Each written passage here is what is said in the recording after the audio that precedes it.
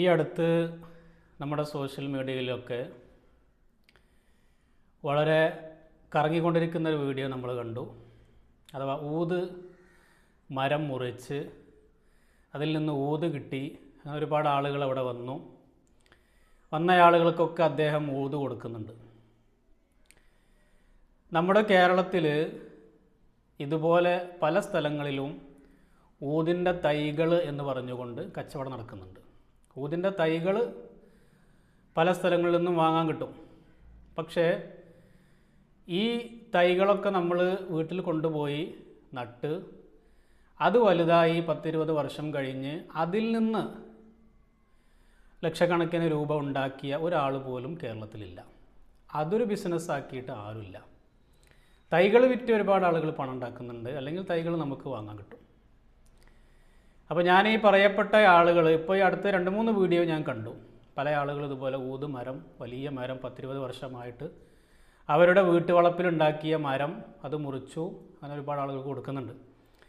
അങ്ങനെ അദ്ദേഹം അത് പച്ച മരമാണ്. ഈ ഊത് സത്യത്തിൽ നമ്മൾ ഒരു ഊത് മരം കൊണ്ടുപോയി നട്ട് അത് അതിൻ്റെ ചെറിയ പ്രായത്തിൽ തന്നെ അതിനെ വേണ്ട വിധത്തിൽ പരിപാലിച്ച് കൊണ്ടുവന്നെങ്കിൽ മാത്രമേ അതിൽ നിന്ന് ഈ പറയപ്പെട്ട ഊത് നമുക്ക് കിട്ടുകയുള്ളൂ. ഒരുപാട് പണച്ചെലവ്, സാമ്പത്തികമായിട്ട് ഒരുപാട് ചിലവുള്ള കാര്യമാണ്.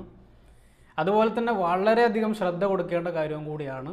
ഈ മരത്തിന് നമ്മൾ ശ്രദ്ധ നന്നായി കൊടുക്കണം.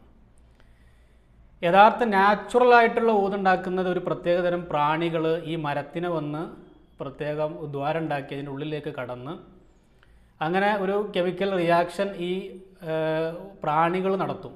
ഒരു ചെറിയ തരം വണ്ടുകൾ നമ്മൾ യൂട്യൂബിലൊക്കെ അടിച്ചു കഴിഞ്ഞാൽ അതിൻ്റെ വീഡിയോകളൊക്കെ കാണാൻ കഴിയും. ഇങ്ങനെയാണ് ഊത് ധാരാളം ഉൽപ്പാദിപ്പിക്കുന്ന നാച്ചുറലായിട്ടുള്ള ഊതുകൾ നമുക്ക് കിട്ടുന്നത്.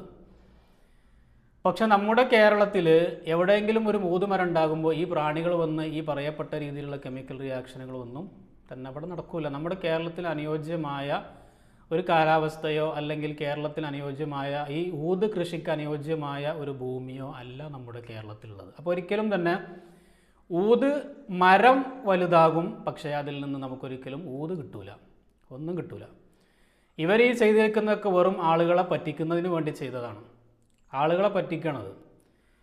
അദ്ദേഹം അത് ആ മരത്തിൽ നിന്നൊരു കഷ്ണം എടുത്തിട്ട് അദ്ദേഹം പുകപ്പിക്കുന്നുണ്ട്. പുകപ്പിച്ചിട്ട് നല്ല മണമുണ്ട് എന്ന്. അങ്ങനെ ഇപ്പോൾ നമ്മൾ ഏതൊരു മരത്തിൻ്റെ തോലെടുത്ത് കഴിഞ്ഞ് നമ്മൾ പുകയിപ്പിച്ചാലും എന്തെങ്കിലുമൊക്കെ ഒരു സ്മെല്ല് അതിൽ നിന്ന് കിട്ടും. അതാണോ ഊതും ഈ പറയപ്പെട്ടതും തമ്മിൽ? ഒരിക്കലുമല്ല. ഊതെന്ന് പറയുന്നത് അതൊരു ഔഷധം കൂടിയാണ്. അതിന് നമ്മളറിയാത്ത ഒരുപാട് ഫലങ്ങളും ഗുണങ്ങളും അതിൻ്റെ പുകക്കുണ്ട് എന്നുള്ളതാണ്. ഊതും അല്ലാത്തതും തമ്മിൽ ഒരുപാട് വ്യത്യാസമുണ്ട്. അപ്പോൾ നമ്മുടെ കേരളത്തിലെ കാലാവസ്ഥയോട് ഒരിക്കലും യോജിക്കാത്ത ഒരു രീതിയാണ് ഈ ഊത് എന്നുള്ളത്. നമ്മുടെ നാട്ടിൽ ഒരിക്കലും ഉണ്ടാവില്ല.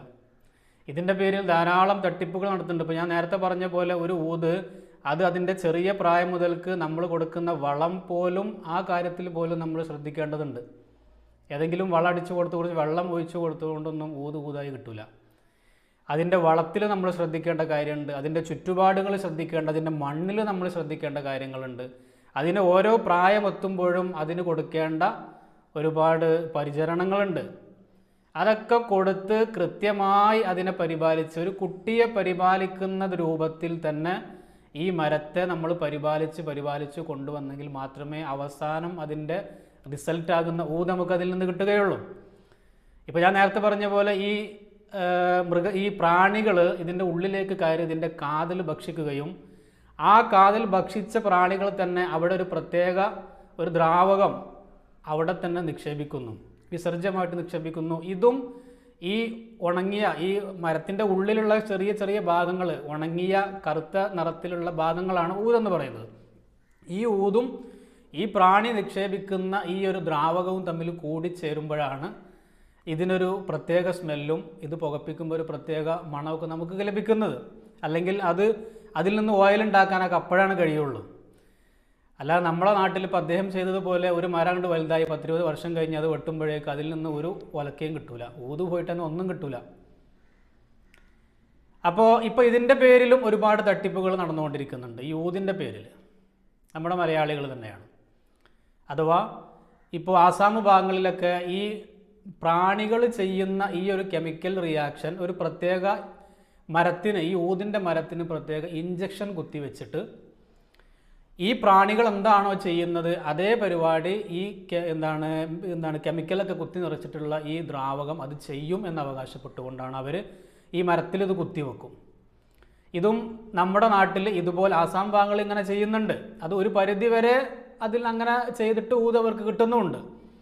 പക്ഷേ ഇതേ സംഭവം നമ്മുടെ കേരളത്തിൽ വന്നുകൊണ്ട് ആളുകളെ പറ്റിക്കുന്നുണ്ട്, മലയാളികളെ പറ്റിക്കുന്നതിന് വേണ്ടി. അഥവാ ഈ ഊത് ഉള്ള വീടുകൾ കേന്ദ്രീകരിച്ചുകൊണ്ട് ഞങ്ങളിങ്ങനെ ലണ്ടനിൽ നിന്നാണ്, അല്ലെങ്കിൽ ആസാമിൽ നിന്നാണ്, അല്ലെങ്കിൽ ഞങ്ങൾ മറ്റേ മലേഷ്യയിൽ നിന്നാണെന്നൊക്കെ പറഞ്ഞുകൊണ്ട് അവർ ഈ സാധനം കാണിച്ചു കൊടുക്കും, കെമിക്കൽ. ഇത് നിങ്ങളുടെ മരത്തിന് അടിക്കണം. ഒരു മരത്തിന് 12,000 രൂപ മുതൽ വാങ്ങുന്നുണ്ടെന്നാണ് ഞാൻ അറിഞ്ഞത്. ഒരൊറ്റ മരത്തിന് 10 മരം ഉണ്ടെന്ന് ദേശം 1 ലക്ഷത്തിൻ്റെ മുകളിൽ അവർ വാങ്ങും. എന്താണ് അവരുടെ കയ്യിലുള്ള കെമിക്കൽ? അവർ ഈ പറയപ്പെട്ട ആസാമിൽ നിന്ന് കൊണ്ടുവന്നതൊന്നല്ല. അവരെന്തൊക്കെയോ കുമ്മായവും അതുപോലെ ചാണകപ്പൊടിയൊക്കെ കലക്കിയിട്ട് ഇത് ഞങ്ങൾ അവിടെ നിന്ന് കൊണ്ടുവരാണ്, മലേഷ്യയിൽ നിന്ന് കൊണ്ടുവരാൻ, സിംഗപ്പൂരിൽ നിന്ന് കൊണ്ടുവരാന്നൊക്കെ പറഞ്ഞിട്ട് വെറുതെ അടിച്ചിട്ട് ഇവർ പോവും. എന്നിട്ട് ഇവർ പറയുന്നത് 3 മുതൽ 5 വർഷം വരെ ഇതിൻ്റെ ഗ്യാരണ്ടി പറയണം. അത്രയും വർഷമാകുമ്പോഴേക്ക് ഇതിനുള്ളിൽ ഊതാവുന്നു. 3 വർഷം കഴിഞ്ഞ് 5 വർഷം കഴിഞ്ഞ് അവരെ വിളിച്ചാറുണ്ട്, അവരെ കിട്ടുന്നു. അവർ സിമ്മൂരി വലിച്ചെറിഞ്ഞ് അവർ പോയിട്ടുണ്ടാവും. പിന്നെ അവരെ മഷിയിട്ട് നോക്കിയാൽ പോലും കാണില്ല. ഈ രൂപത്തിൽ ഒരുപാട് ആളുകളെ പറ്റിച്ചിട്ടുണ്ട്. ഇനിയും ഒരുപാട് ആളുകളെ ഈ രൂപത്തിൽ പറ്റിക്കും, ഈ ഊതിൻ്റെ പേരിൽ പറഞ്ഞുകൊണ്ട്. ഊത് മരം നമുക്ക് വാങ്ങാം, നടാം, വലുതാകും. പക്ഷെ നമ്മുടെ കേരളത്തിലെ കാലാവസ്ഥയോട് ഒരിക്കലും യോജിക്കാത്തൊരു കൃഷി രീതിയാണ് ഊത് എന്നുള്ളത്. ആർക്കെങ്കിലും ഈ പറയപ്പെട്ട രൂപത്തിൽ കേരളത്തിൽ ഊതുമരം ഉണ്ടായി, അത് വലുതായി, അതിൽ നിന്ന് കോടികളൊന്നും നമുക്ക് വേണ്ട, വലുപരമായി നിന്ന് കോടികൾ കിട്ടുന്നൊക്കെയാണ് അവകാശം. കോടികളൊന്നും വേണ്ട. 10 മരത്തിൽ നിന്ന് ഒരു 5 ലക്ഷം രൂപയെങ്കിലും ഉണ്ടാക്കിയ, ഊത് വിറ്റിട്ട് ഉണ്ടാക്കിയ ആരെയും കാണാൻ പറ്റില്ല നമ്മുടെ കേരളത്തിൽ. തൈകൾ വിറ്റ് പൈസ ഉണ്ടാക്കിയിട്ടുണ്ടാവും, പക്ഷെ അതുകൊണ്ട് എന്താ കാര്യം? അപ്പോൾ ഇങ്ങനെ ഈ രൂപത്തിൽ ഇനി വരാനിരിക്കുന്ന ഒരുപാട് ഈ ഊതുമായി ബന്ധപ്പെട്ട ഒരുപാട് തട്ടിപ്പുകൾ നമ്മുടെ നാട്ടിൽ നടക്കാൻ പോകുന്നുണ്ട്. ഊത് ഉള്ള വീടുകൾ കേന്ദ്രീകരിച്ചുകൊണ്ട് മലയാളികളും തട്ടിപ്പിനിറങ്ങുന്നുണ്ട്. അതുപോലെ തന്നെ ഹിന്ദിക്കാരെ ഉപയോഗിച്ചുകൊണ്ട് ഞങ്ങൾ ആസാമിൽ നിന്നാണ്, അല്ലെങ്കിൽ ഞങ്ങൾ ഇന്ന ഭാഗത്ത് നിന്നാണെന്നൊക്കെ പറഞ്ഞുകൊണ്ട് ഹിന്ദിക്കാരെ വെച്ചുകൊണ്ട് മലയാളികൾ പറ്റിക്കാനും ഇറങ്ങിയിട്ടുണ്ട്. ഒരു മരത്തിന് 12,000 13,000 ഒക്കെ വരെ വാങ്ങിക്കൊണ്ട് ആളുകളെ പറ്റിക്കുന്ന ഈ മേഖലയിലേക്ക് ഒരുപാട് ആളുകൾ വരുന്നുണ്ട്. അപ്പോൾ അവരെങ്ങനെയാണ്? അവർ ഏതെങ്കിലും വീട്ടിൽ 10ഉം 12ഉം ഊതുമരങ്ങൾ ഉണ്ട് എന്നറിയുമ്പോൾ ആ വീടുകൾ കേന്ദ്രീകരിച്ചുകൊണ്ടാണ് ഇവ തട്ടിപ്പ് നടക്കുന്നത്. ഒരിക്കലും ഇതുകൊണ്ട് ഒരു പ്രയോജനവും ഇല്ല എന്നുള്ളതാണ് അത് മനസ്സിലാക്കേണ്ടത്.